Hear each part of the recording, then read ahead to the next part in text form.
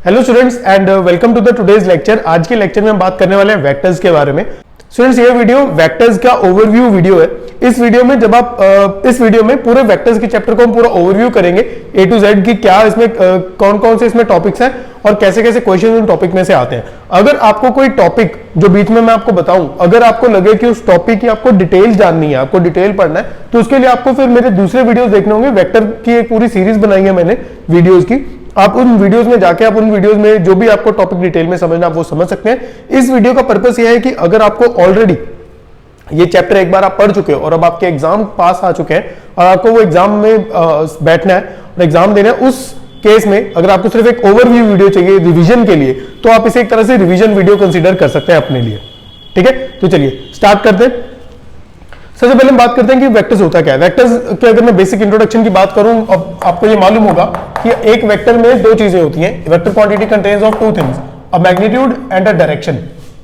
Magnitude generally हम mod से represent करते हैं, ठीक है, कैप से हम रिप्रेजेंट करते हैं उसकी डायरेक्शन को। जब एक किसी वेक्टर में दो चीजें होती हैं, magnitude as well as direction, तो उसको हम एक वेक्टर क्वांटिटी कंसीडर करते हैं, राइट। उसके बाद नेक्स्ट चीज है position vector. Position vector position vector क्या है? कहता है अगर आपके पास कोई पॉइंट है पूरे आपके फ्रेम ऑफ रेफरेंस में, आपके पास कोई पॉइंट है स्पेस के अंदर, उस पॉइंट का अगर आपको पोजीशन वेक्टर फाइंड आउट करना है तो आपको जनरली क्या करना है, उसके कोऑर्डिनेट्स के साथ आपको आई cap, j cap, k cap लगा देना है। जनरली अगर आपके पास कोई पॉइंट है x1 y1 z1, स्पेस में आपके पास पॉइंट है x1 y1 z1, ठीक है, और आपको उस पॉइंट को वेक्टर का रूप देना है, वेक्टर की शेप देनी है, तो उसके लिए आप उसका पोजीशन वेक्टर फाइंड आउट करते हो। और जो पोजीशन वेक्टर होता है वो होता है इसका x1 i cap plus y1 j cap plus z1 k cap. ये इसका पोजीशन वेक्टर होगा, position vector. Okay, now the next thing is, अगर आपको पोजीशन वेक्टर मालूम है, राइट, कि क्या होता है, उसके बाद अगली बात आती है vector joining two points. Vector joining two points यानी अगर आपके पास दो पॉइंट्स हैं, पॉइंट ए है x1 y1 z1, point B है x2 y2 z2, ठीक है, उसमें अगर आपको vector a b find out करना है, vector a b find out करना है, तो टर्मिनल माइनस इनिशियल करके आप अपना वेक्टर फाइंड आउट कर सकते हैं। जैसे x2 minus x1 i cap, y2 minus y1 j cap plus z2 minus z1 k cap, ठीक है। तो इसे हम इस तरह से, अगर हमारे पास दो पॉइंट्स हैं और उन दो पॉइंट्स को ज्वाइन करके हमें वेक्टर बनाना है, अगर मेरे पास दो पॉइंट्स हैं ए बी, ठीक है, और मुझे a B vector find out करना है, तो जो भी मेरा टर्मिनल है, टर्मिनल में इसमें इनिशियल के कोऑर्डिनेट्स माइनस करूंगा, ठीक है, और वहां से मैं अपना वेक्टर बना सकता हूं, राइट। ओके, तो इस तरह से आपके पास कोई भी दो पॉइंट्स हैं, उनके कोऑर्डिनेट्स हैं, तो आप उनके बीच में वेक्टर्स जो है फाइंड आउट कर सकते हैं। Next is unit vector. What is unit vector and how do we find it? Unit vector के दो मतलब हो सकते हैं, आप दो अलग अलग एंगल से इस बात को देख सकते हैं। यूनिट वेक्टर की अगर हम बुकिश डेफिनेशन देखें तो कहा जाता है यूनिट वेक्टर एक ऐसा वेक्टर है जिसका मैग्नीट्यूड 1 होगा, जो कि बिल्कुल करेक्ट है, इसमें कोई भी डाउट नहीं है। अगर यूनिट वेक्टर हम एक ऐसे वेक्टर को बोलते हैं जिसका मैग्नीट्यूड 1 होता है। बट जब हमें इसका दूसरा एंगल आप ऐसे देख सकते हैं, जब भी अगर हमें किसी वेक्टर का, जब भी हमें किसी वेक्टर की डायरेक्शन फाइंड आउट करनी होती है, तो उस डायरेक्शन को फाइंड आउट करने के लिए हमें उसका यूनिट वेक्टर बहुत ज्यादा हेल्प करता है। एक तरह से हम डायरेक्शन फाइंड आउट करने के क्वेश्चंस में या रिक्वायरमेंट में हम उसका यूनिट वेक्टर फाइंड आउट करते हैं, राइट। बाकी जब हम इसके क्वेश्चंस और जब हम क्वेश्चंस की प्रैक्टिस करेंगे तब आपको और क्लियर हो जाएगा कि यूनिट वेक्टर एक्चुअल में होता क्या है। अभी के लिए आप इतना समझिए कि अगर यूनिट वेक्टर है, कोई यूनिट वेक्टर है, तो उसका मैग्नीट्यूड 1 होगा, मैग्नीट्यूड 1 होगा, ठीक है। और रिप्रेजेंटेशन में अगर एक ए वेक्टर है, ठीक है, और ये कहा जा रहा है कि यूनिट वेक्टर है, तो जो मैग्नीट्यूड है ये 1 होगा और इसका रिप्रेजेंटेशन हम ए कैप से करते हैं। कैप का अगर कहीं पे किसी वेक्टर के ऊपर कैप पड़ी है तो इसका मतलब वो यूनिट वेक्टर की बात कर रहा है, इसका मैग्नीट्यूड 1 होने वाला है। Okay, now the question arises कि यूनिट वेक्टर फाइंड आउट कैसे किया जाएगा, यूनिट वेक्टर फाइंड आउट कैसे होगा। तो उसके लिए आपको इस पहले वाले पार्ट पे आना होगा। अगर मुझे किसी भी वेक्टर का यूनिट वेक्टर फाइंड आउट करना है, लेट्स से कि मुझे कोई वेक्टर दिया हुआ है ए बी, मुझे कोई वेक्टर दिया हुआ है ए बी और मुझे कहा जा रहा है कि इसका आपको यूनिट वेक्टर फाइंड आउट करना है, तो यूनिट वेक्टर कैसे फाइंड आउट होगा? कहते हैं यूनिट वेक्टर फाइंड आउट करने के लिए हम हमेशा क्या करते हैं, यूनिट वेक्टर को फाइंड आउट करने के लिए आप हमेशा क्या करेंगे, जो भी वेक्टर है आप उसको उसके मैग्नीट्यूड से डिवाइड कर देंगे। वेक्टर को मैग्नीट्यूड से डिवाइड करने पे आपको उसका यूनिट वेक्टर मिल जाता है। वेक्टर को उसके मैग्नीट्यूड से डिवाइड करने पे आपको उसका यूनिट वेक्टर मिल जाता है। तो यूनिट वेक्टर के लिए आपको क्या करना है, vector divided bye its magnitude. Okay मैं एक बार फिर से याद दिला देता हूं आपको, ये इस वीडियो में डिटेल्ड कंसेप्ट डिस्कशन नहीं है, ये एक रिवीजन वीडियो है जिसमें हमें सारे कॉन्सेप्ट को बस एक बार गो थ्रू करना है। ठीक है, मैं किसी भी चीज का बेटा डिटेल्ड आपको ये नहीं बता रहा हूं ये फॉर्मूला कैसे बना, ये फॉर्मूला क्या होता है, इसका ग्राफिकली कैसे रिप्रेजेंट होता है, मैं आपको ये सब चीजें नहीं समझा रहा हूं, वो मैं अपने जो हमारी रेगुलर सीरीज है उसमें आपको समझाया जाता है। ठीक है, ओके तो ये भी अगर हम बात करते हैं अपने यूनिट वेक्टर की, तो यूनिट वेक्टर फाइंड आउट करने के लिए हमें उस वेक्टर को उसके मैग्नीट्यूड से डिवाइड कर देना होता है। अगर हम ऐसा कर देते हैं तो उस केस में हम कहेंगे कि जो वेक्टर है हमारा वो जो रिजल्ट आया that is a unit vector, right.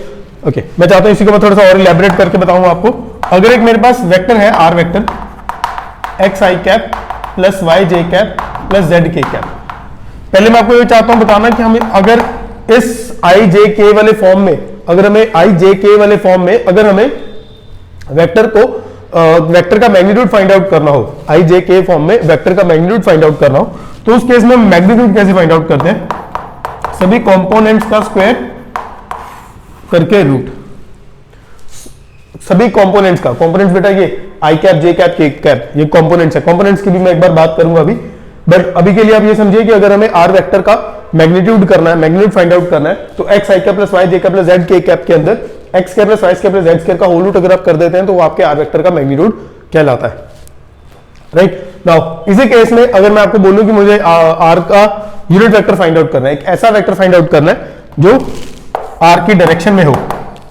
एक ऐसा यूनिट वेक्टर फाइंड आउट करना है जो आर की डायरेक्शन में हो, या फिर मैं बोलूं आर का यूनिट वेक्टर फाइंड आउट करना है, मींस अभी तो आर का जो मैग्नीट्यूड है वो ये है, बट मुझे एक यूनिट वेक्टर फाइंड आउट करना है इसका, तो वो कैसे फाइंड आउट होगा, r vector divided by r cap, sorry r magnitude. R vector क्या है, x i cap plus y j cap plus z k cap, उसको आप डिवाइड कर देंगे इसके साथ, रूट के साथ।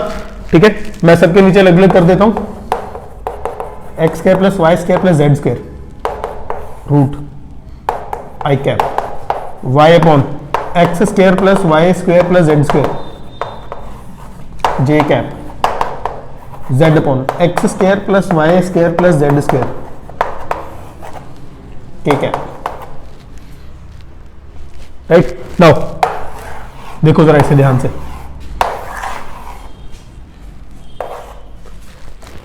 आई cap j cap k cap, ठीक है। तो अगर आप इन दोनों को डिवाइड करते हो, डिवाइड करने के बाद अपने जो नीचे मैग्नीट्यूड है उसको सबके नीचे अलग अलग करते हो, तो आपको कुछ ऐसा दिखाई देगा। इस चीज को अपने दिमाग में बिठा लो, क्योंकि अभी हम इसको फिर से बहुत डिटेल में समझने वाले हैं, ये क्या होता है और ये कैसे कैसे हमें हेल्प करता है। बहुत ज्यादा हेल्पफुल ये चीज है।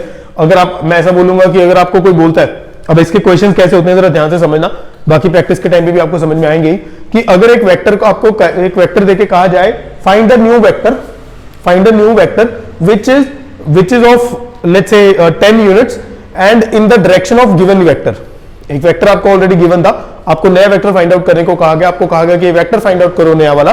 जब नया वेक्टर फाइंड आउट करोगे उसकी डायरेक्शन वही होनी चाहिए जो पुराना वेक्टर आपको दिया हुआ है, और बट मैग्नीट्यूड आपको खुद से दे दिया जाए 10 units 12 units what ever units वो जो देता है क्वेश्चन में, ठीक है। लेट्स से कि आपको उसने 10 यूनिट्स का दे दिया, तो उस केस में हम क्या करते हैं कि जो पुराना वेक्टर होता है, जो हमें ऑलरेडी गिवन वेक्टर है, उसकी डायरेक्शन निकालने के लिए हम उसका यूनिट वेक्टर निकालते हैं, ठीक है।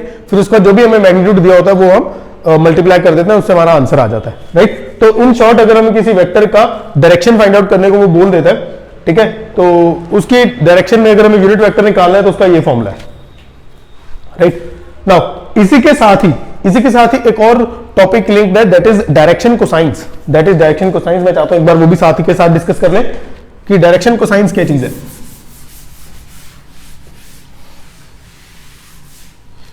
डायरेक्शन कोसाइंस क्या चीज है? जब भी कोई वेक्टर स्पेस में होता है बेटा, जब भी कोई वेक्टर स्पेस में होता है, ओरिजिन से लेके लेट्स से कि एक पॉइंट है स्पेस में, ठीक है, उसको मैं एक ओरिजिन के साथ कनेक्ट कर दूं, ठीक है, तो जो वेक्टर बनेगा ओरिजिन टू दिस पॉइंट, ठीक है, उस वेक्टर के उस वेक्टर का एक्स एक्सिस, वाई एक्सिस और जेड एक्सिस के साथ कुछ एंगल बन रहा होगा। मान लीजिए ये एक्स एक्सिस है, ये वाई एक्सिस है, ये जेड एक्सिस है, ठीक है। ये स्पेस में कोई पॉइंट पड़ा है और ये उसका पोजीशन वेक्टर है। ये एक वेक्टर पड़ा है ओ, ये वेक्टर पड़ा है पी, ओपी, ठीक है। अब इस वेक्टर का एक्स एक्सिस के साथ कुछ एंगल होगा, वाई एक्सिस के साथ कुछ एंगल होगा और जेड एक्सिस के साथ कुछ एंगल है, एक्स वाई जेड एक्सिस, ठीक है। मैं इसको अल्फा नाम दे देता हूं, बीटा और जेड वाले के साथ गामा, ठीक है। अगर मैं इन सारे एंगल्स का, ये मेरा वेक्टर है, ध्यान रखना ये मेरा वेक्टर है, ये एंगल्स है अल्फा बीटा गामा, ठीक है। अब इन सारे एंगल्स के ऊपर अगर मैं कॉस अप्लाई करता हूं, cos alpha, cos beta, cos gamma, ठीक है।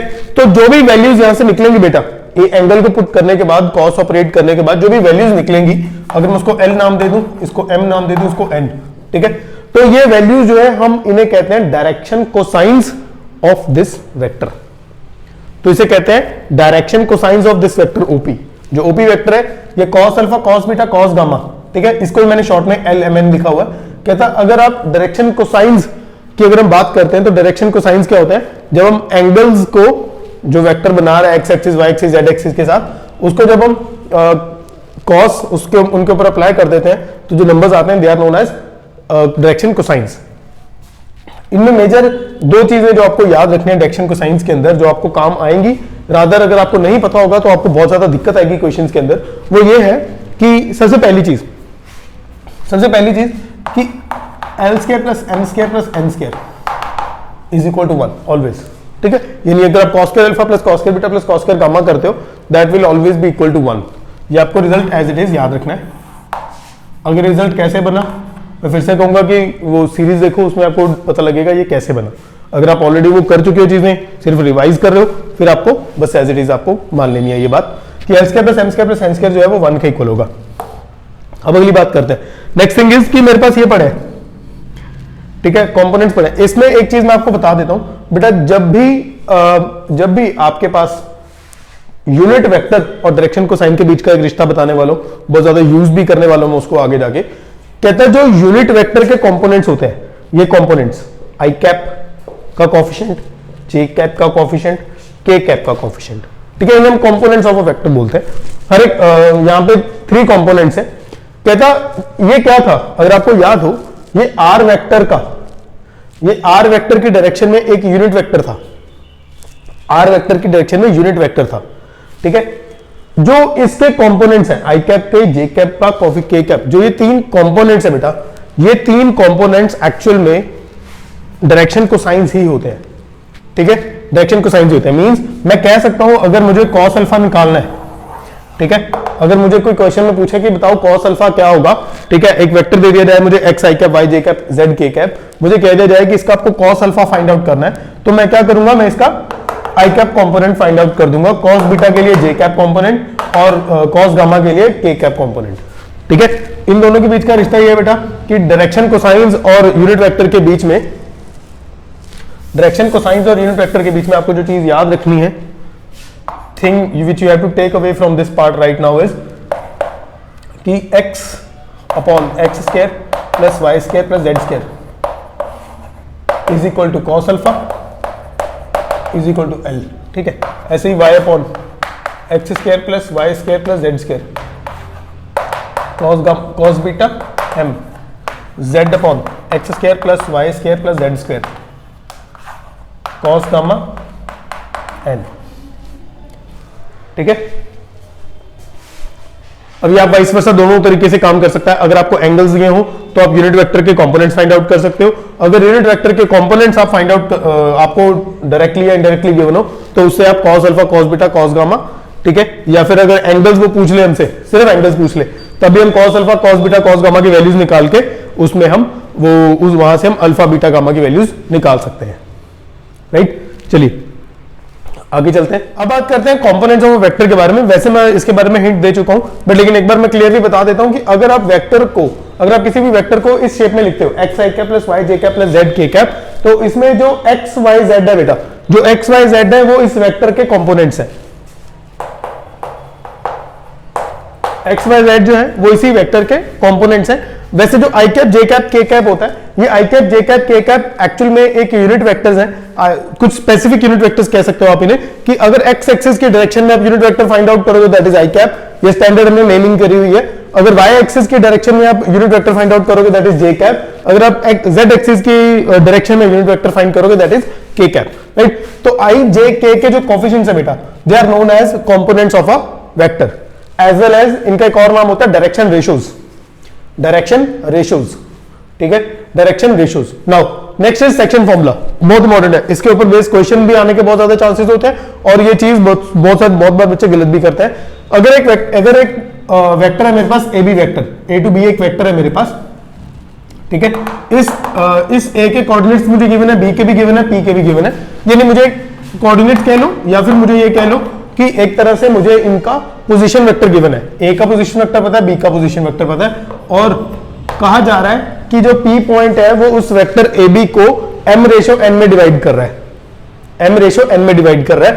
तो इस केस में आप मुझे p का पोजीशन वेक्टर फाइंड आउट करके बताओ कि p का पोजीशन वेक्टर क्या होगा। मैं उसको नाम दे रहा हूं r। ये आपको अगर 10th स्टैंडर्ड का थोड़ा सा सेक्शन फॉर्मूला आपने कभी भी आज से पहले किया है, अगर आपको अच्छे से आता है, या 12th में आपने वेक्टर्स में किया तो भी आप बहुत इजीली समझ जाओगे। करना क्या होता है इसमें, हमें इसके p के पोजीशन वेक्टर फाइंड आउट करने, तो n को उठाओ, n को इसके पोजीशन वेक्टर से मल्टीप्लाई करो। हम उठाते हैं ना कि इधर वाली रेशो उठाओ, दूर वाले पोजीशन वेक्टर से मल्टीप्लाई करो, इधर वाली रेशो उठाओ, दूर वाले पोजीशन वेक्टर से मल्टीप्लाई करो, तो it will be n into a plus m into b upon m plus n, ठीक है, ये आपका r वेक्टर आएगा, ये आपका r वेक्टर आएगा, ठीक है। अगर आपको कह देता है वो कि जो पॉइंट सेक्शन फॉर्मूला के अंदर अगर आपको कह दिया जाता है कि जो ये पॉइंट P है वो इस AB को इंटरनली की बजाय एक्सटर्नली अगर आप वो उसको डिवाइड कर रहा है उस वेक्टर को, तो उसकी रेशो उस केस में क्या होगा, तो उस केस में सिंपल होता है, आपको बस ये ध्यान रखना होता है जहां पे आप दोनों जगह प्लस रख रहे थे वहां पे वो माइनस हो जाएगा। जैसे मैंने यहां पे लिखा है तो मैं इसको लिख लूंगा NA vector minus MB vector upon N minus M, ठीक है। आपको कई जगह ये ऐसे भी दिखाई देगा, MB vector minus NA vector M minus M, ठीक है, तो उससे कोई फर्क नहीं पड़ता, ये दोनों एकदम सेम है, ठीक है। ध्यान बस, अगर ऊपर n माइनस m है तो बेटा नीचे भी n माइनस m है, अगर ऊपर m माइनस n है तो नीचे भी m माइनस n ही है, तो दिस इज r वेक्टर। ये है एक्सटर्नली के लिए, ये इंटरनली के लिए, राइट। चलिए अब आगे देखते हैं addition of vectors. Addition of vectors में बेटा दो मेजर वेक्टर्स है हमारे पास, एक है सॉरी एडिशन ऑफ वेक्टर्स के लिए हमारे पास दो मेजर लॉ है, एक है ट्रायंगल लॉ और दूसरा है पैरेललोग्राम लॉ। ट्रायंगल लॉ में क्या होता है, आसान है चीजें, वैसे काफी सिंपल सी चीजें हैं। जब हम पहली बार समझते हैं तब थोड़ा सा दिमाग ज्यादा चलाना पड़ता है, अगर आप ये दूसरी बार, जैसे मैंने कहा था जो रिवीजन के लिए अगर आप देखेंगे तो ये ज्यादा दिमाग इसमें नहीं चलाना पड़ता हमें। A टू B एक वेक्टर है, C टू D दूसरा वेक्टर है, ठीक है। मैं ऐसे लिख लेता हूं A, इधर लिख लेता हूं B, ठीक है। ये A जो स्मॉल a वाला वेक्टर जहां पे खत्म हो रहा है, ये स्मॉल b वाला वहां से शुरू हो रहा है, ठीक है। तो इस केस में जो एडिशन होगी वो ये होगी a प्लस बी, ठीक है। स्टार्टिंग पॉइंट से लेके एंडिंग पॉइंट का जो स्टार्टिंग से लेके एंड पॉइंट तक का जो डिस्प्लेसमेंट होता है, डिस्प्लेसमेंट वेक्टर होता है, वो हमेशा हमारा एडिशन वेक्टर बनता है, ठीक है। तो ऐसे ही अगर पैरेललोग्राम लॉ में देखो तो पैरेललोग्राम लॉ में क्या होता है, जिन दो वेक्टर्स को हम ऐड करना चाहते हैं बेटा, जिन दो वेक्टर्स को हम ऐड करना चाहते हैं वो दो वेक्टर्स को इनिशियल होते हैं, एक ही सेम पॉइंट से स्टार्ट हो रहे होते हैं, बट जबकि ट्रायंगल लॉ में क्या होता है, एक जहां पे खत्म होता है दूसरा वहां से शुरू होता है, ठीक है। Terminal point of one vector it becomes the initial point of second vector, but यहां पे दोनों का इनिशियल पॉइंट सेम होता है, को इनिशियल वेक्टर्स कहा जाता है इन्हें। तो ऐसे केसेस में जो रिजल्टेंट होता है बेटा वो बीच में बनता है,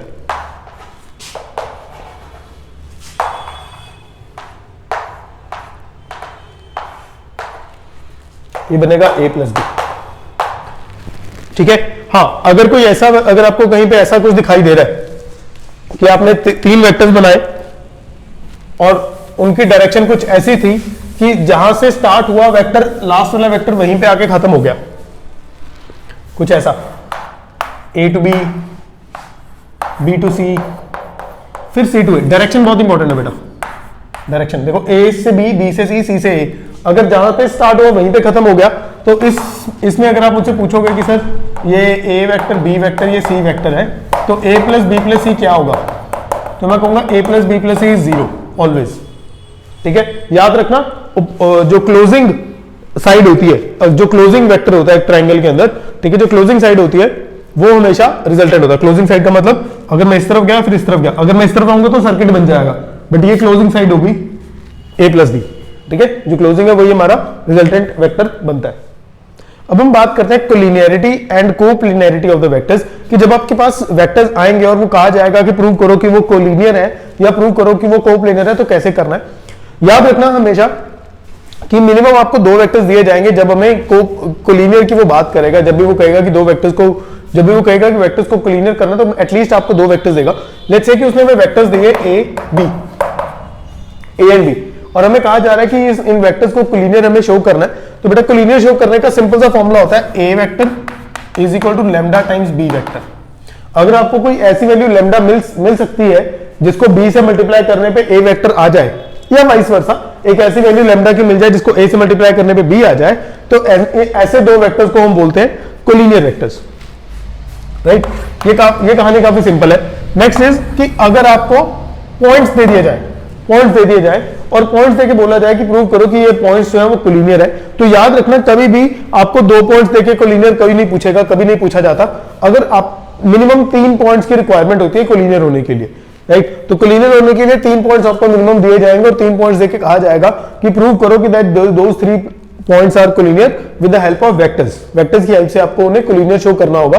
तो कोलिनियर शो करने के लिए 3 पॉइंट्स को बहुत आसान है, आपके पास ए बी सी 3 पॉइंट्स हैं, आप एक वेक्टर ए बी बना लीजिए, एक वेक्टर बी सी बना लीजिए। ठीक है, दो वेक्टर्स हैं आपके पास। नाउ इन दो वेक्टर्स को अगर आप कोलिनियर शो कर देंगे then your purpose will be solved. I repeat, अगर आपको कहा जा रहा है कि 3 पॉइंट्स है और 3 पॉइंट्स को कोलिनियर शो करना है बेटा, 3 पॉइंट्स और 3 पॉइंट्स को कोलिनियर शो करना है, तो उस केस में आप क्या कर सकते हैं, आप एक वेक्टर बना लिया, दूसरा वेक्टर बना लिया, फिर उनको उन दो वेक्टर्स को कोलिनियर शो कर देंगे, तो आपका पर्पस सॉल्व हो जाएगा कि जो आपका पॉइंट्स है वो कोलिनियर शो हो जाएंगे।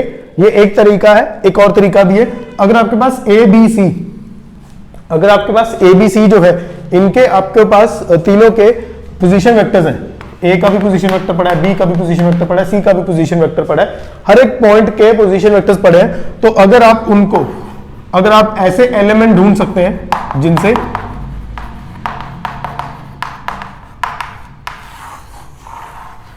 ऐसे LMN ढूंढने आपको जिनको ABC पे मल्टीप्लाई करने पे अगर 0 आ जाता है, तब भी आप कह सकते हो कि 3 पॉइंट्स जो है वो कोलिनियर होंगे।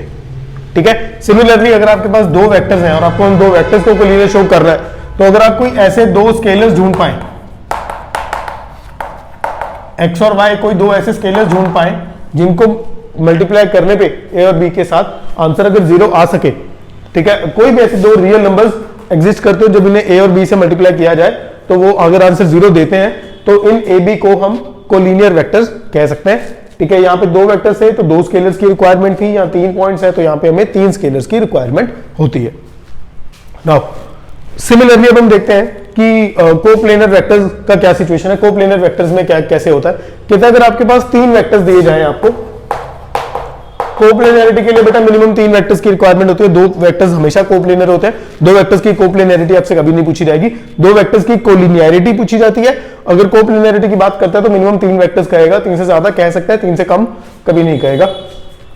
कोप्लेनरिटी ऑफ द वेक्टर्स की अगर हम बात करते हैं तो वेक्टर्स को कोप्लेनर करने के लिए हम क्या करेंगे, वेक्टर है ए बी सी, राइट, तो उस केस में जो रिजल्ट है वो ये कहता है आप कोई भी एक वेक्टर ले लीजिए, सी वेक्टर इसी में से, ठीक है, it can be expressed as linear combination of other 2 vectors. कहता है 3 वेक्टर्स में से कोई भी वेक्टर अपनी चॉइस का ले लिया, मैंने सी ले लिया, बी ले सकते हैं, ठीक है, आप जो भी वेक्टर उठाते हैं बाकी के बचे हुए 2 वेक्टर्स का लीनियर कॉम्बिनेशन इसके इक्वल आएगा। लीनियर कॉम्बिनेशन में एक्स वाई हमें खुद ढूंढने पड़ते हैं, ठीक है, बट ये रिजल्ट है जो आपको हमें काफी काम आएगा, आगे जाके काफी काम आएगा। 1 vector can be written as linear combination of other 2 vectors, ठीक है, here x and y are scalars again, ठीक है, ये एक कंडीशन हो गई। ऐसी दूसरी कंडीशन होती है मिलती जुलती इससे, उसमें क्या होता है, कहता है कि 3 वेक्टर्स हैं, तीनों को कोप्लेनर शो करना है। तो आपको अगर आपको कुछ ऐसे एक्स वाई जेड मिल जाए, x a plus y b plus z c vector is equal to 0, कहते अगर आपके पास 3 स्केलर्स आपको ऐसे मिल जाए एक्स वाई जेड, जिनको एबीसी से मल्टीप्लाई करने पे वो 0 दे रहा हो, तो ऐसे एबीसी वेक्टर्स को हम कोप्लेनर वेक्टर्स कह सकते हैं। नाउ नेक्स्ट, अब आगे इंस्टेड ऑफ वेक्टर्स वो बात करें पॉइंट्स की। आगे इंस्टेड ऑफ वेक्टर्स वो बात करें पॉइंट्स की, तो पॉइंट्स को कोप्लेनर, फर्क है बेटा, कोलिनियर की बात नहीं करें, पॉइंट्स को कोप्लेनर करने के केस में 3 पॉइंट्स नहीं देगा, वो हमेशा 4 पॉइंट्स या 4 से ज्यादा पॉइंट्स की बात करेगा, because 3 points are always coplanar. आप कहीं पे भी स्पेस में 3 पॉइंट्स ले लो बेटा, वो एक प्लेन पे ही लाई करेंगे हमेशा, राइट। जैसे मैंने बोला था कि 2 वेक्टर्स हमेशा कोप्लेनर होते हैं, वैसे ही 3 पॉइंट्स हमेशा कोप्लेनर होते हैं। तो मिनिमम आपको 4 पॉइंट्स दिए ही जाएंगे कोप्लेनर शो करने के लिए। नाउ 4 पॉइंट्स देने का मतलब है, वेक्टर्स के अंदर 4 पॉइंट्स देने का मतलब होता है 4 पोजीशन वेक्टर्स देना, ठीक है। तो अगर आपको 4 पोजीशन वेक्टर्स दे दिए गए हैं, 4 पॉइंट्स के पोजीशन वेक्टर्स दे दिए गए हैं और आपको कोप्लेनर शो करने को कहा गया है, तो उस केस में फिर आप क्या करेंगे, एल ऑफ पी वेक्टर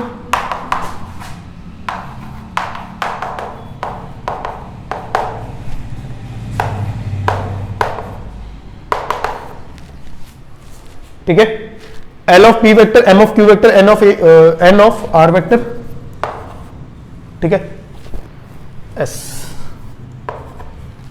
हमारे पास 4 पोजीशन वेक्टर्स थे, पी क्यू आर एस, ठीक है।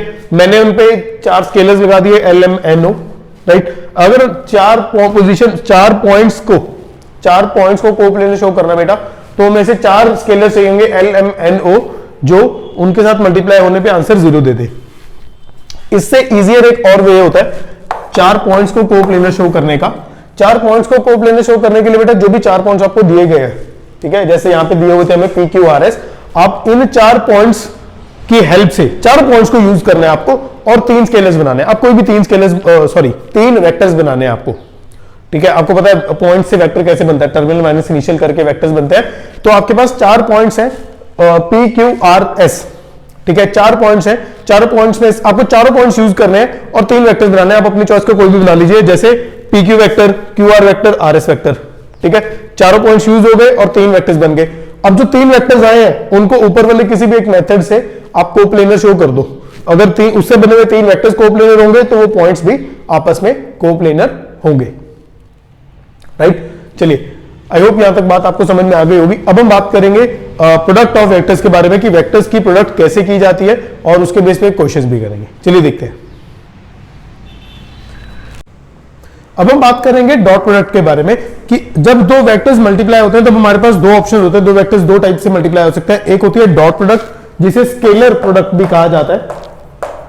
इसे स्केलर प्रोडक्ट इसलिए कहा जाता है बेटा क्योंकि इसका जो रिजल्ट होता है, इसका जो आंसर आता है वो स्केलर आंसर आता है, ठीक है। इसके अलावा दूसरी प्रोडक्ट होती है क्रॉस प्रोडक्ट, या फिर उसे हम वेक्टर प्रोडक्ट भी कहते हैं, क्योंकि उसका जो आंसर आता है वो वेक्टर आता है। अभी फिलहाल हम पहले डॉट प्रोडक्ट की बात करेंगे, फिर हम क्रॉस की बात करेंगे।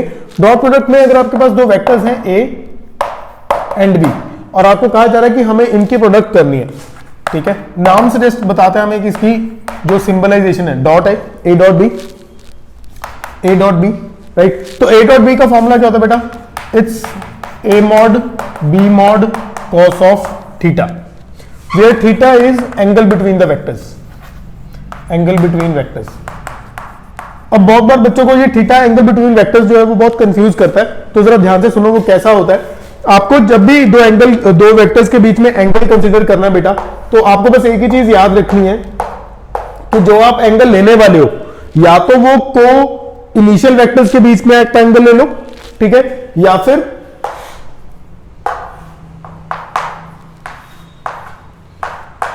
को टर्मिनल के बीच में आप एंगल ले लो।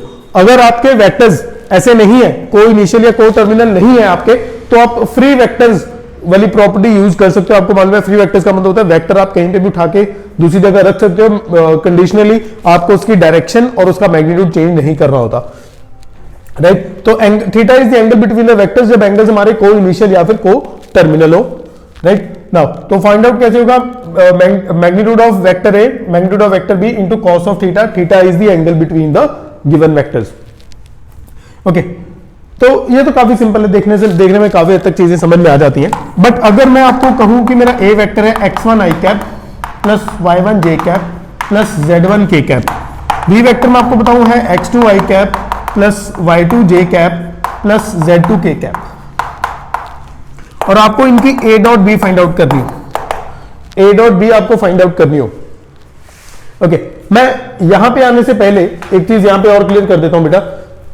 बहुत बार आपको इसके रिलेटेड 1 मार्क क्वेश्चन में ये पूछा जाता है कि a डॉट बी कब जीरो हो सकता है, ठीक है, वो कैसे भी क्वेश्चन को घुमा सकता है। हम देखेंगे a डॉट बी जो प्रोडक्ट है वो जीरो कब आ सकती है।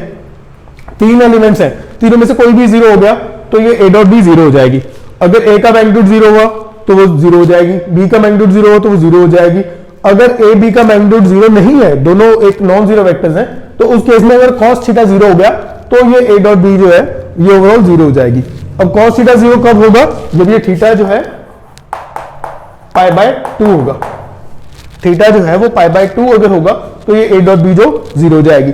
नाउ आई होप यहां तक ये बात क्लियर होगी। अब आगे चलते हैं। नाउ अब अगर हमारे पास ऐसे कंपोनेंट्स वाले वेक्टर्स आ जाए जिसमें i j k कंपोनेंट्स हो, तो उस केस में मल्टीप्लाई कैसे करते हैं। मुझे जैसे हम नॉर्मल अलजेब्रा में मल्टीप्लाई करते हैं वैसे ही वेक्टर्स में भी मल्टीप्लाई करते हैं।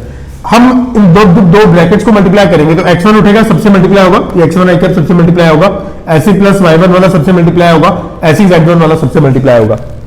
जब मैं x1 को x2 से मल्टीप्लाई करूंगा तो बनेगा x1 into x2 i cap into i cap, x1 x2 तो आपस में मल्टीप्लाई हो जाएंगे। i cap into i cap क्या होगा, i cap into i cap में एंगल होगा 0, i कैप और i कैप में एंगल होगा 0। और आपको मैंने पहले भी बताया था इसी वीडियो में कि i कैप का जो मैग्नीट्यूड होता है वो 1 होता है। i cap is a unit vector, ठीक है। तो i cap into i cap, i cap into i cap क्या होगा, i कैप का magnitude cos multiply by cos of, इन दोनों के बीच में एंगल 0 होगा, है ना। एक लाइन का अपने आप के साथ तो एंगल 0 ही होता है। cos 0 1 1 1 तीनों 1 हो गए तो ये 1 आ जाएगा, i cap into i cap 1 हो जाएगा। मैंने इस पे ये वाला फॉर्मूला लगाया। Now x1 into y2, x1 into y2 i cap j cap. अब यहाँ पे i कैप j कैप इन दोनों के बीच में आपको पता है x एक्सिस और y एक्सिस के बीच में 90 डिग्री का एंगल होता है। और अभी हमने डिस्कस किया कि अगर एंगल 90 डिग्री होगा तो a डॉट b जो है वो 0 हो जाएगी, a डॉट b वो 0 हो जाएगी, यानी x1 y2 वाला फैक्टर जो है वो 0 हो जाएगा, ठीक है। फिर ऐसे i कैप को जब मैं k कैप से करूंगा, अब मैं पता है x एक्सिस का z एक्सिस के साथ भी एंगल 90 डिग्री होता है तो x1 z2 0 हो जाएगा। सिमिलरली y1 x2 भी 0 हो जाएगा, बट y1 y2 0 नहीं होगा। सिमिलरली z1 x2 भी 0 हो जाएगा, z1 y2 भी 0 हो जाएगा, बट z1 z2 0 नहीं होगा। आई होप यहां तक आपको बात समझ में आ गई होगी। सिंपल है, कुछ मैंने ज्यादा डिफिकल्ट बातें नहीं करी है यहाँ पे। नाउ ये तो आप एक तरह से देख सकते हो डॉट प्रोडक्ट में हम दो तरह से मल्टीप्लाई करते हैं, एक ऐसे और एक ऐसे। ये तब है जब हमारे कंपोनेंट स्टाइल में नहीं वेक्टर्स दिए होते, ये तब है जब हमारे पास कंपोनेंट वाले स्टाइल में वेक्टर्स दिए होते हैं। अब देखते हैं कि कैसे कैसे क्वेश्चन है इस डॉट प्रोडक्ट के अम्ब्रेला के अंदर, कैसे कैसे क्वेश्चन आते हैं वो देखो जरा। एक्चुअली क्वेश्चन में मैं कहूंगा, फिर भी मैं कहूंगा सब टॉपिक, इस डॉट प्रोडक्ट के अंदर सब टॉपिक कैसे है। सबसे मेजर इसमें एक और टॉपिक जो डॉट प्रोडक्ट के अंदर कवर होता है वो होता है projection of a vector. Projection of a vector, ठीक है। प्रोजेक्शन ऑफ वेक्टर का मतलब क्या होता है कि अगर एक वेक्टर है ए, ये वेक्टर है बी, ठीक है, इनके बीच में एंगल है थीटा, ठीक है। तो इस वाले वेक्टर की प्रोजेक्शन, इस वाले वेक्टर की प्रोजेक्शन ये कितनी होगी, इस वाले वेक्टर ए ऑन बी, इसको बोलते हैं projection of vector A on b. ये बहुत डिपेंड करता है कि कौन किसके ऊपर है। Projection of vector A on B, A on B. जब projection of vector A on B की बात करेंगे बेटा, ए ऑन बी की बात करेंगे तो उसका मतलब क्या होगा, उसका मतलब होगा कैसे निकालेंगे हम ये projection, that will be equal to a dot b upon b का मैग्नीट्यूड। अब इसको याद रखने के लिए ऐसे कह सकते हैं, जब भी प्रोजेक्शन की बात होगी, जिन दो वेक्टर्स की बात हो रही है वो उनके डॉट प्रोडक्ट ऊपर आएगी, नीचे जिसके ऊपर गिर रहा है, जिसके ऊपर गिर रहा है, जिसके ऊपर गिर रहा है वो उसका मैग्नीट्यूड नीचे आएगा। बी के ऊपर गिर रहा था तो बी का मैग्नीट्यूड नीचे आएगा। ऐसे ही अगर यहां पे projection of vector B on A हो जाता, projection of vector B on A हो जाता है, यहां बी ऊपर आ जाता, ए नीचे आ जाता, तब भी हम ये सेम ही रूल करते, ए डॉट बी, ऊपर तो प्रोडक्ट ही होनी है, अब जिसके ऊपर गिर रहा है उसका मैग्नीट्यूड नीचे। नाउ अगर आप इसे बहुत ध्यान से देखो दोनों को, तो ये दोनों ओवरऑल स्केलर्स है। ए डॉट बी भी आंसर में स्केलर देती है, बी मैग्नीट्यूड दो स्केलर ही है, तो इनको डिवाइड करके भी एक स्केलर आएगा। सिमिलरली ये भी एक स्केलर ही है, राइट। कई बार कहा जाता है find projection vector of A on b. जैसे अगर मैं इसको इंस्टेड, अभी तो मैंने जो ये फाइंड किया ना बेटा, ये इतनी लेंथ है, ठीक है, बट मैं चाहता हूं projection vector. Projection vector means अभी जो हमने फाइंड किया वो स्केलर था, तो आपसे दोनों चीजें पूछी जा सकती है। आपको क्वेश्चन में बहुत ध्यान से ऑब्जर्व करना है कि वो प्रोजेक्शन की बात कर रहा है या प्रोजेक्शन वेक्टर की बात कर रहा है। वेक्टर के केस में आपको क्या करना है, क्योंकि अब वेक्टर आपका प्रोजेक्शन का मतलब होता है ये इस लाइन के ऊपर गिर गया आके, ठीक है, और अब मुझे इसी जो प्रोजेक्शन है इसका वेक्टर भी फाइंड आउट करना है। तो मुझे वो जिस डायरेक्शन में बी वेक्टर है उसी डायरेक्शन में जो मेरा प्रोजेक्शन है उसकी डायरेक्शन होगी। अब मेरा प्रोजेक्शन की डायरेक्शन बी वेक्टर के डायरेक्शन में है, बी की अपनी डायरेक्शन क्या होगी, मैंने आपको बताया था जब भी डायरेक्शन की बात होती है तब हम उसके यूनिट वेक्टर की बात कर लेते हैं। तो एक तरह से बी वेक्टर का यूनिट वेक्टर क्या होगा, बी कैप। कैसे फाइंड आउट करना है वो आपको हम ऑलरेडी डिस्कस कर चुके हैं। तो बी वेक्टर का मैग्नीट्यूड से डिवाइड करके, राइट, तो बी कैप आ जाएगा। अगर मैं इसका प्रोजेक्शन वेक्टर फाइंड आउट करना चाहता हूं बेटा जी, प्रोजेक्शन वेक्टर फाइंड आउट करना चाहता हूं, तो जो ये स्केलर आया है इसको मुझे बी कैप से मल्टीप्लाई करना होगा, बी कैप से मल्टीप्लाई करना होगा। मैंने बी की डायरेक्शन के साथ मल्टीप्लाई कर दिया अपने इस स्केलर को, तो ये पूरा वेक्टर बन जाए, ये वाला पार्ट, ठीक है। Now this is a projection vector. ऐसे ही ये वाला ए के ऊपर प्रोजेक्शन पड़ी थी तो ए की डायरेक्शन में होगा, तो यहां से ए कैप। तो अब जो ये न्यू बने दे आर प्रोजेक्शन वेक्टर्स। अगर हम ये कैप्स नहीं लिखते हैं तो then it becomes projections, only projections, projection of A on B या projection of B on A, right. Now यहां तक था ये सारी बात जो डॉट प्रोडक्ट की थी। नाउ अब हम आगे बात करेंगे क्रॉस प्रोडक्ट के बारे में, चलिए देखते हैं एक बार वो भी। ओके, अब देखते हैं वेक्टर प्रोडक्ट के बारे में। वेक्टर प्रोडक्ट को क्रॉस प्रोडक्ट भी कहा जाता है क्योंकि इसका सिंबल क्रॉस का होता है, और वेक्टर प्रोडक्ट से इसलिए कहा जाता है क्योंकि इसके आंसर में जो रिजल्ट आता है वो एक एक्चुअल में एक वेक्टर होता है, राइट। अगर मेरे पास एक वेक्टर है ए, एक वेक्टर है बी, और मुझे इनकी क्रॉस प्रोडक्ट करनी है, तो इनकी क्रॉस प्रोडक्ट अगर मैं करूंगा तो वो कुछ इस तरह से रिजल्ट करेगा।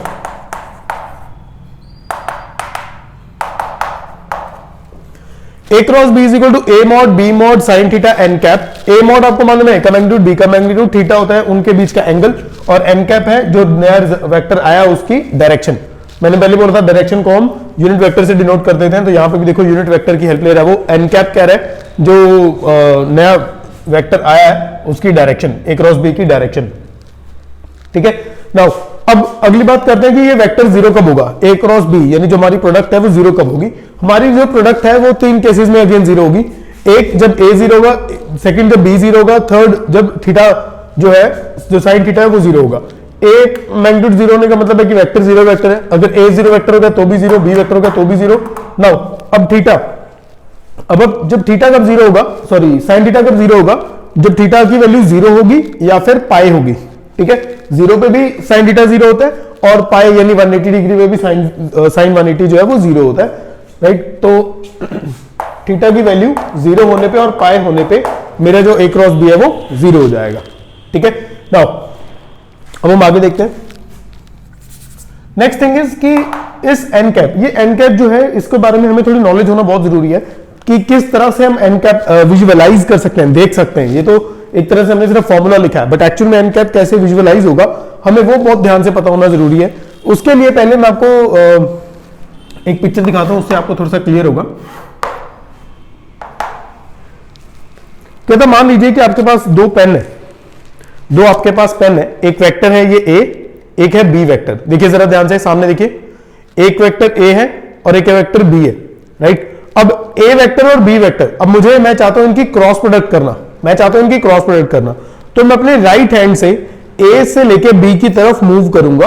जब ये मूव करूंगा तो मैं इसको फोल्ड करके जिस तरफ मेरा थंब होगा वो उस डायरेक्शन में मेरे रिजल्टेंट वेक्टर की डायरेक्शन होगी, ठीक है। ये ए है ये बी है, तो ये ए क्रॉस बी की डायरेक्शन ऊपर की तरफ होगी, ठीक है। ए क्रॉस बी ऊपर की तरफ, ये इसके भी परपेंडिकुलर है 90 डिग्री, ये इसके भी परपेंडिकुलर है 90 डिग्री। सिमिलरली अगर ए क्रॉस बी की बजाय मैं बी क्रॉस ए करूं, बी ए, बी से मूव होके ए की तरफ जा रहा हूं, पहले ए से मूव होके बी की तरफ, बी से मूव होके ए की तरफ, नीचे की तरफ हो जाएगा, तो ये यहां पे नीचे की तरफ आ जाएगा, ठीक है, ये यहां पे नीचे की तरफ आ जाएगा। ठीक है, अब स्टिल अगेन ये इन दोनों के परपेंडिकुलर है। ये फैक्ट बहुत ये याद रखना, क्योंकि ये क्वेश्चन में बहुत काम आएगा। क्या फैक्ट है कि जो a क्रॉस b जो नया वेक्टर है वो a के भी परपेंडिकुलर होता है, वो b के भी परपेंडिकुलर होता है। वो इसके बिहाफ पे क्वेश्चन में बहुत सारी चीजें पूछ लेता है। नाउ अब ये थे जब हमारे पास वेक्टर सिंपल है। अब अगर हमारे पास वेक्टर सिंपल यानी अब हमारे पास जो दूसरे वेक्टर्स होते हैं जैसे जिनमें कंपोनेंट्स होते हैं x i cap, y j cap, z k cap, तो उस केस में अगर हमें वेक्टर्स सॉल्व करने हो, अगर मेरे पास a है x1 i cap, y1 j cap, z1 k cap, b vector हो x2 i cap, y2 j cap, z2 k cap. ठीक है, तो इस केस में जब हमें इसके क्रॉस प्रोडक्ट करनी होती है बेटा, क्रॉस प्रोडक्ट करनी होती है, तो उसके लिए हम डिटर्मिनेंट की हेल्प लेते हैं। डिटर्मिनेंट में i cap, j cap, k cap. Now x1 y1 z1, x2 y2 z2। ठीक है, आप डिटर्मिनेंट सॉल्व करोगे, जो रिजल्ट आएगा वो आपका a क्रॉस b का रिजल्टेंट वेक्टर होगा। उस रिजल्टेंट में भी आपको i j के दिखाई दे रहे होंगे, तो आपको वहां से क्लियर हो जाएगा कि जो इसका a क्रॉस b का रिजल्ट आया वो भी एक वेक्टर ही है, क्योंकि उसमें भी आपको i cap, j cap, k cap दिखाई दे रहे हैं। एक छोटी सी चीज मैं और समझाना चाहता हूं, जैसे अगर आपको याद हो हमने वहां पे i j k की बात करी थी बेटा। अगर यहाँ पे कहीं पे i cap cross i cap आपको एनकाउंटर करना पड़े, कहीं सॉल्व करना पड़े i cap cross i cap, अब i cap cross i cap क्या होगा?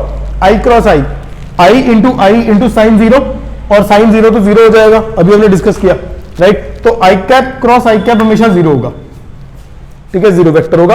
अगर मैं बात करूं i क्रॉस j की, i क्रॉस j की, अगर आप i क्रॉस j की बात करेंगे बेटा, तो जो नया वेक्टर निकल के आएगा that will B k cap. ठीक है, क्योंकि जो k होता है वो दोनों के परपेंडिकुलर होता है, आपको ये पता होगा, right. j cap cross k cap i cap के इक्वल होगा, राइट। और कहीं k क्रॉस i दिखाई दे गया, that will be equal to j cap. ठीक है, अब इसमें एक इंपॉर्टेंट पार्ट मैं इसके बाद बताऊंगा, जिसके कारण ये थोड़ा कंफ्यूजिंग लगता है बच्चों को कई बार। इसको याद रखने के लिए आप एक सर्कल की हेल्प ले सकते हैं, i cap, j cap, k cap, i cap, j cap, k cap. ठीक है, अगर आप i क्रॉस j करेंगे that will result into k, j cross k करेंगे that will B result into i cap, k cross i करेंगे that will result into j cap. ठीक है, अगर आप उल्टा मूव करेंगे फिर कुछ चेंजेस आएंगे, वो चेंजेस क्यों आएंगे और क्या चेंजेस आएंगे वो भी मैं बताता हूं आपको। इसमें क्रॉस प्रोडक्ट की एक सबसे इंपॉर्टेंट बात होती है, क्रॉस प्रोडक्ट का एक सबसे इंपॉर्टेंट रूल होता है जो इसे डॉट प्रोडक्ट से उल्टा करता है, अलग करता है। आई मीन अगर आप डॉट प्रोडक्ट की बात करें तो दो वेक्टर्स अगर ए बी आपस में डॉट प्रोडक्ट की हेल्प से मल्टीप्लाई हो रहे हैं, a dot b, then it will be equal to b dot a. Dot में, क्रॉस में क्या होता है, अगर मैं ए क्रॉस बी करता हूं बेटा, that is not equal to b cross a. A cross b जो होता है वो बी क्रॉस ए के इक्वल नहीं होता। अभी मैंने आपको जब वो पेन वाली एग्जांपल ली थी तब मैंने आपको दिखाया था कि ए क्रॉस बी ऊपर की तरफ जा रहा था और बी क्रॉस ए नीचे की तरफ जा रहा था, दोनों की डायरेक्शन एक दूसरे से ऑपोजिट थी। ठीक है, मैग्नीट्यूड सेम रहते हैं, मैग्नीट्यूड में कोई चेंज नहीं आता, बट डायरेक्शन एकदम ऑपोजिट हो जाती है। तो उसको बैलेंस करने के लिए अगर मैं बी क्रॉस ए के आगे माइनस लगा लूं, then it will become is equal to A cross B. तो A cross B is equal to minus of B cross A. I hope यहां तक ये बात सिंपल सी आपको याद रहेगी कि यहां पे दो वेक्टर्स की जो दो वेक्टर्स की प्रोडक्ट होती है वो कॉम्यूटेटिव नहीं होती वेक्टर प्रोडक्ट के केस में, right. Now a cross B is equal to minus of B cross a. Similarly i cross j is equal to k है, तो बेटा जे क्रॉस आई जो होगा वो माइनस के कैप होगा। यानी अगर आप उल्टा मूव करना स्टार्ट कर देंगे, जे क्रॉस आई क्रॉस जे की बजाय आप जे क्रॉस आई करेंगे तो वो माइनस के कैप के इक्वल होगा। आई क्रॉस के करेंगे माइनस जे कैप के इक्वल होगा। जे क्रॉस आई करेंगे तो इस तरह से वो आपको अगर आप क्लॉकवाइज डायरेक्शन में मूव करते हैं बेटा, यहाँ पे आप क्लॉकवाइज डायरेक्शन में मूव करते हैं तो नेगेटिव लगाओगे, अगर आप एंटी क्लॉक मूव करते हो तो आप पॉजिटिव लगा सकते हो। ऑलराइट, नाउ अब देखते हैं कुछ इसके इनके बिहाफ पे कैसे क्वेश्चंस होते हैं जो आपको आ सकते हैं, पूछे जा सकते हैं। इसमें ज्यादा क्वेश्चंस आते हैं एरियाज के। कहते हैं कि अगर area of triangle find out करना है जिसकी साइड्स जो है वो वेक्टर्स हैं, अगर आपको area of parallelogram find out करना है जिसकी साइड्स अगेन वेक्टर्स हैं, या फिर साइड्स नहीं है हमें डायगोनल्स के वेक्टर्स दिए हुए हैं, तो उस केस में कैसे कैसे फाइंड आउट किया जा सकता है। सबसे पहले मैं बात करूंगा, अगर जो हमारी फिगर है आइदर ट्रायंगल और पैरेललोग्राम, अगर उस फिगर में साइड्स जो है ठीक है, साइड्स जो है वो वेक्टर के साथ रिप्रेजेंट की जा रही हैं, तब उस केस में एरिया कैसे फाइंड आउट किया जाएगा। अगर आपको एरिया ऑफ पैरेललोग्राम की वो बात करता है, अगर वो बात करता है एरिया ऑफ पैरेललोग्राम की, तो देखिए जरा हम कैसे करते हैं। अगर आपके पास पैरेललोग्राम है और पैरेललोग्राम की दो एडजेसेंट साइड्स, ऑपोजिट साइड्स तो इक्वली होती हैं क्योंकि ना मैग्नीट्यूड में, दो एडजेसेंट साइड्स की अगर हम बात करें, अगर दो एडजेसेंट साइड्स आपको दी है, तो इसका जो एरिया होगा वो होगा A cross B magnitude, area of parallelogram जो होगा that will be A cross B का मैग्नीट्यूड। ठीक है, नाउ सिमिलरली अब ये दो साइड्स जो है इंस्टेड ऑफ पैरेललोग्राम अगर ये ट्रायंगल की हो जाए,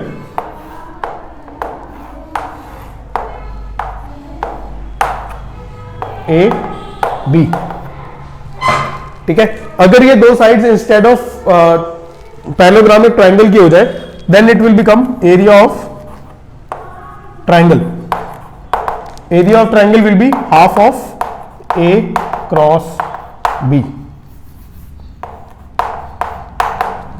ठीक है, अब यहां पे कुछ बच्चों को माइंड में क्वेश्चन आता है कि सर क्या यहां पे डायरेक्शंस का कोई इफेक्ट होगा एरिया फाइंड आउट करने में, तो द आंसर इज नहीं, डायरेक्शन का कोई इफेक्ट नहीं होगा। राइट, आपके वेक्टर्स जैसे ऐसे हैं, एक ए है इस तरफ भी है, या फिर बी यहां से हटा के अगर आप यहां भी रखेंगे तो भी चलेगा।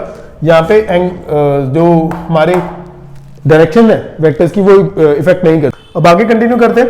यहां पे हम बात करते हैं जब एडजेसेंट वेक्टर्स हैं। अब हम एडजेसेंट के बजाय अगर हम बात करें डायगोनल वेक्टर्स की, कि हमारे पास एक पैरेललोग्राम है, ठीक है, अब हमें पैरेललोग्राम के अंदर बेटा इंस्टेड ऑफ साइड्स जो डायगोनल है उन वो वेक्टर्स दिए हुए हैं, एसी वेक्टर दिया हुआ है और बीडी वेक्टर दिया हुआ है, एसी वेक्टर दिया हुआ है और बीडी वेक्टर दिया हुआ है जो डायगोनल वाले वेक्टर्स हैं। तो उस केस में एरिया ऑफ पैरेललोग्राम क्या होगा, half of this AC vector cross BD vector. ठीक है, इसमें और इसमें डिफरेंस ये है कि यहां पे जब साइड्स थी तो हाफ नहीं था पैरेललोग्राम के अंदर, बट जब डायगोनल्स आ गई तो हाफ आ गया। ठीक है, और ये सिर्फ पैरेललोग्राम के लिए नहीं है, ये आप किसी भी क्वाड्रिलेटरल के लिए, कोई भी आप प्लेन क्वाड्रिलेटरल लो, कोई भी प्लेन क्वाड्रिलेटरल जैसा मर्जी टेढ़ा मेढ़ा, ठीक है,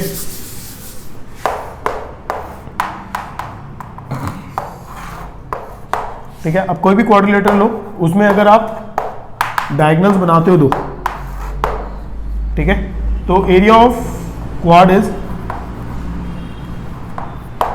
half of AC cross BD.